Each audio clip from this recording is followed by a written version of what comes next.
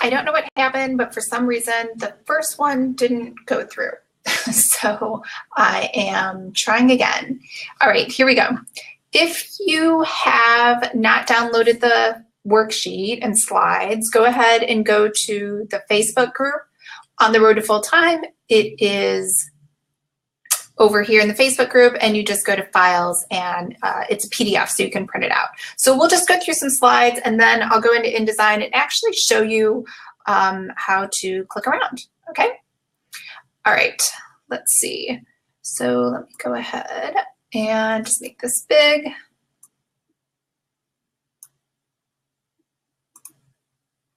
think I can just, let's see. View full screen. There we go. All right. So just going to talk about how to edit your design file. I have a really quick agenda. We're going to talk a little bit about me, a little bit about you, the actual file InDesign. Then we're going to talk about branding just as pre-work.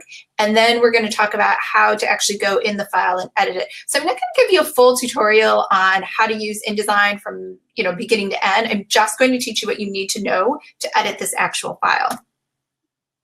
So a little bit more about me. You can read all these really quick, but I think the most important thing is I actually went ahead and just quit my job already. So I know this is one of those things where you kind of ramp up and you wait until you have made enough income to match your full-time job salary before you quit. And I just wanted to let you guys know that I went ahead and just did it. So, if anyone has any questions about just making that leap and what I did, but basically I had paid off $190,000 in debt. Like I had credit card debt, I had student loan debt, I had medical bills.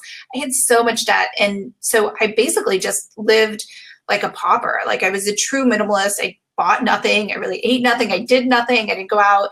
And I paid it all off. So I am completely debt free. And then after that, I was just so used to living like that. I just kept saving up the money. So I saved up all of that money, and I had enough money to quit for a year. So that's what I'm doing right now.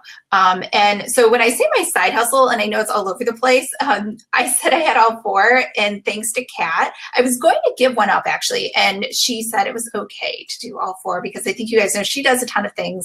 And so that's really the clincher for me and why I signed up for this program. And I kind of knew it was for me. I really wanted somebody who believed in me and was 100% behind everything that I was doing. So that for me was really exciting.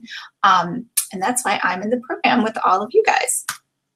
All right, so about you, it doesn't matter if you're a newbie, if you're an expert, maybe you're just checking this video out to see what I'm saying, or if you're like, I've never heard of InDesign, don't even worry about it. And then if you're a wedding planner, I mean, this package design is perfect, but like Kat said before, it could really fit into any industry. And I think a package design, whenever you're working one-on-one with clients, is a really great idea.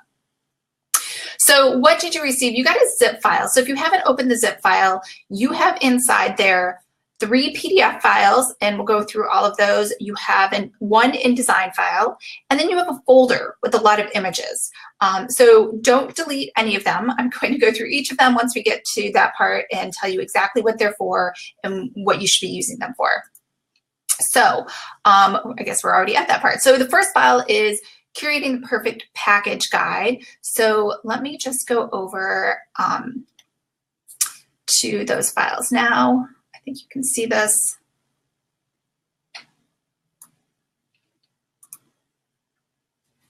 Make this smaller. Okay, so this is a PDF, and this is from Kat. And she's not selling you anything. She's just saying to you, so thanks for downloading this package guide. And she's giving you some tips on how best to utilize this package guide to your advantage and some things to think about. So that's just for you. It's informational, and it's from her. Now you have what's called the lookbook template. And so this is basically the stock version of the file. So these are stock photos. This, you'll notice, is Latin, the lorem ipsum dolor that you always see. So it's just filler. And this is what your InDesign file looks like. And this is a PDF just to show you what the layout looks like. Now this is actually Kat's package design file. And she went through that in one of her webinars. I don't know if you were sitting in it, but these are her personal photos and her wording. So it's really nice that she gave this to you, because then you have her copy. I don't think she means obviously for you to copy it verbatim, but it should help inspire you and give you some idea of what you should be talking about on each page. Okay. So those are your 3 PDF files. Now, you also received the actual InDesign file, which we'll go through in a minute, and you received a folder which has a lot of images in it. So that folder with all of those images in it, let me open that for 1 second. So over here, you'll see the DSC lookbook template images. So these are all the photos that are inside of your file. So don't delete them. You're going to get error messages. If you do, leave them exactly where they are when the file opened the first time, okay? All right. So next, let's talk about InDesign. And let me go back to full screen so you can see this a little better.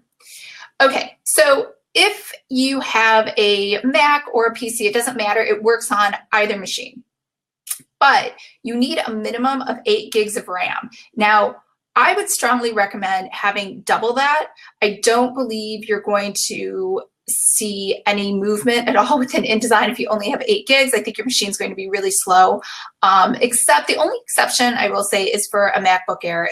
The operating system is designed a little differently. I noticed I didn't have problems at all with my MacBook Air with just 8 gigs of RAM. But on my desktop, I did, and I've actually updated this iMac to 32 gigs just because I'm running InDesign and Photoshop at the same time, and it was taxing the system. Operating system, you will have to have the latest OS. So no matter what system you're on Mac, it's the latest OS. I cannot speak to PCs because I haven't used a PC, honestly, in years, so I'm not sure about that. You could check with Adobe. So what are your purchasing options? I'm going to assume you don't already own InDesign. So if you don't, you can get a trial and that lasts for 30 days. You can also, there's different pricing. So you'll notice that it's obviously cheaper if you sign a 1-year contract than if you do a monthly. But even then, if you, let's say you just chose one application, it's going to be $19.99 for the month for the annual. I think it's a little higher. I honestly don't remember. I think it's $24.99 for the monthly. And that just gets billed to you every month on whatever anniversary date you have for when you signed up with them. Now, there are discounts available if you are in education or if you're a nonprofit. So where do you want to buy this? So you'll notice if you go to Amazon, you can actually buy a trial version of any of the Adobe products. I would strongly recommend against that. I think it's better just to buy directly from Adobe. I end up calling them quite frequently with issues or problems with my subscription, and I think it's just easier to go directly to them than through Amazon. So those are my suggestions. If you only need this for, let's say, editing this package and you don't think you'll use it again, I would say just use the 30-day trial and you should be fine. Okay, pre-work branding. So we're going to talk about what you should be doing beforehand. So before, I really think it's important that you have your logo ready to go.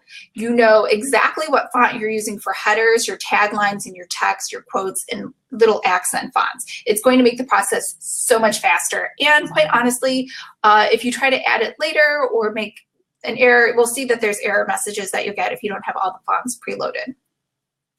Another consideration is colors. So I would decide your colors ahead of time. There is such a thing called hex colors. There's CMYK colors, there's spot colors, and there's Pantone colors.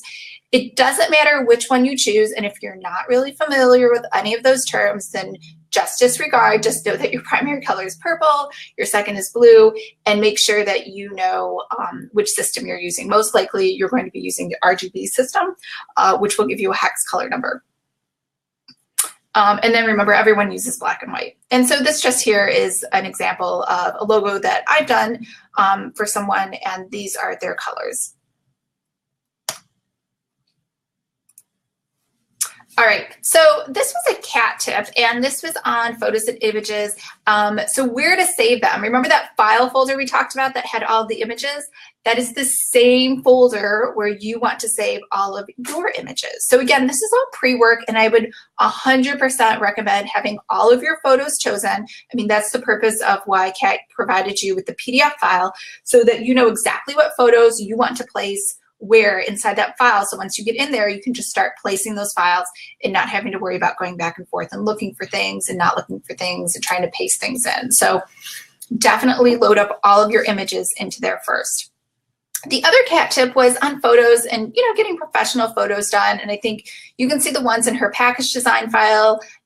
They're very nice, and the ones on her website, they're all very professionally done. And I think it makes a huge difference, especially when you need a white or a transparent background. So, you know, like these are my photos here from my photo shoot, and you can see I had the makeup and hair girl following me around everywhere. So it's kind of fun. You feel like a movie star for a day, but you know, I knew it was really important that I have good photos so that I could use them later. And all in all, it cost me, and this is in San Diego, for the makeup artist, the hair, the photographer, the photos, the editing, it all came to about $3,600.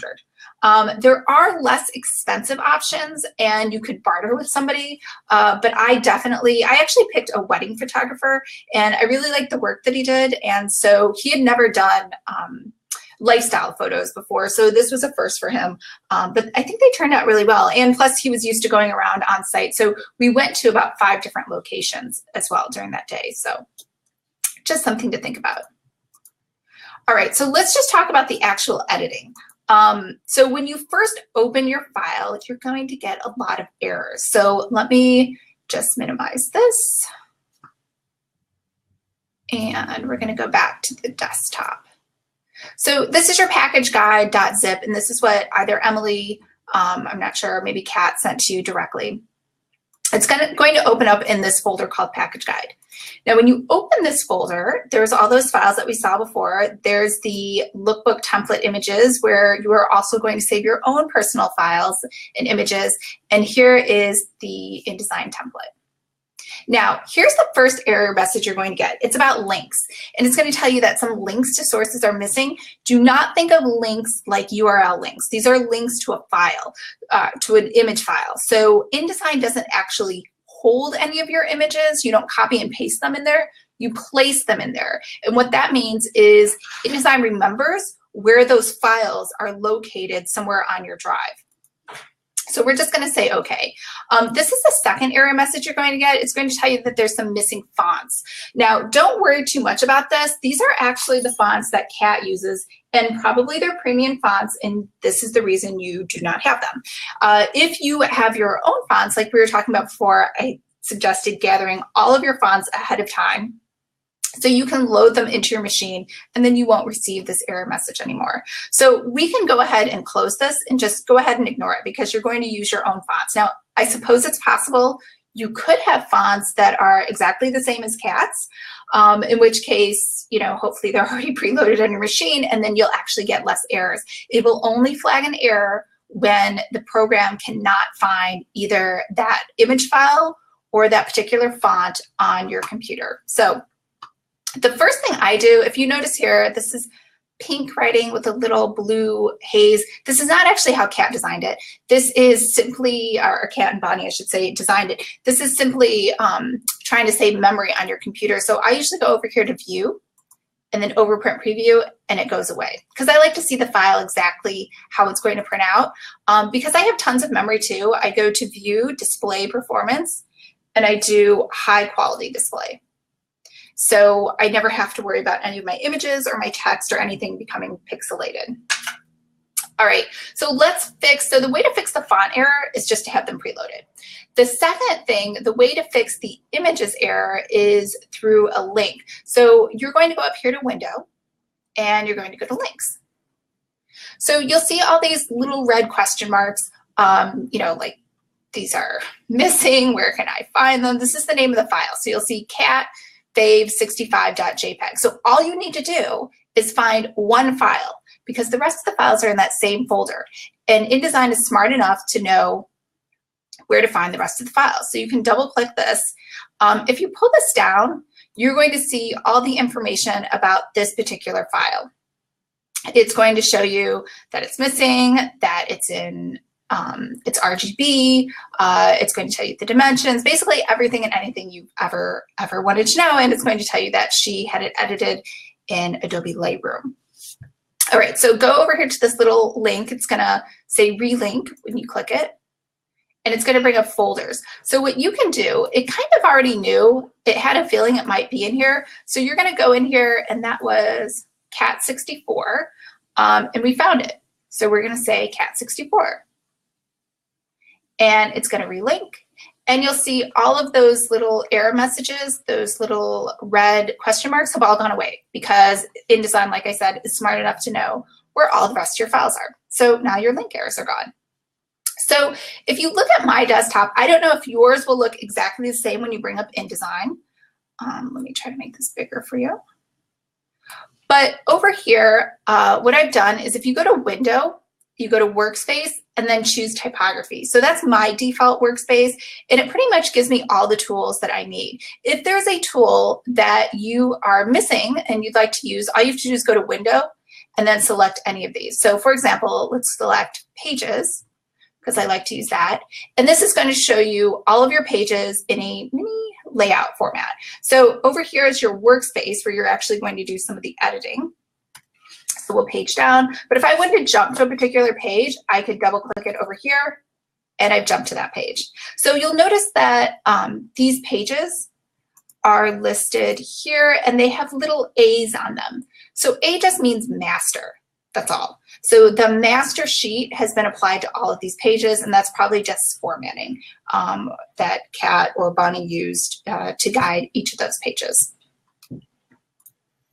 All right, so we've gone over error messages, we've gone over your workspace, we've gone over text. Okay, so I think the only things you really need to do in this file are edit text and edit images. So let's go to a page with some text.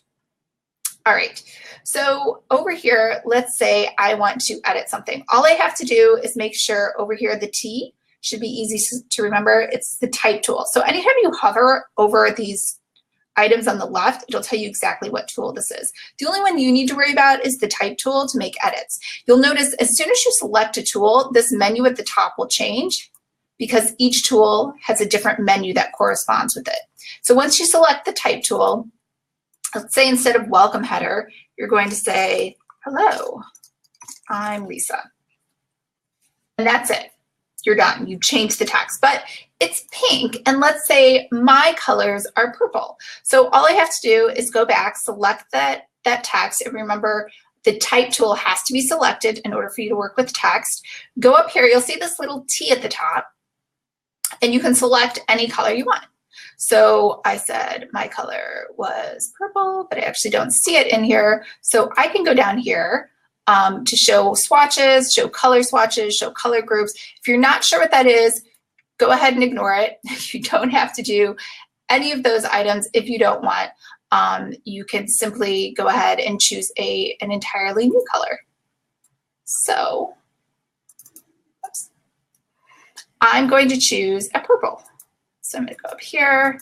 I can choose purple up here. I can put the hex code in over here, so I know what my hex code is. And I can say okay. And now it's purple. Hello, I'm Lisa. So that's all you need to do to change the colors in the text colors in the rest of the document. What else did I want to show you? Okay, what color must you never use? So if you noticed in here,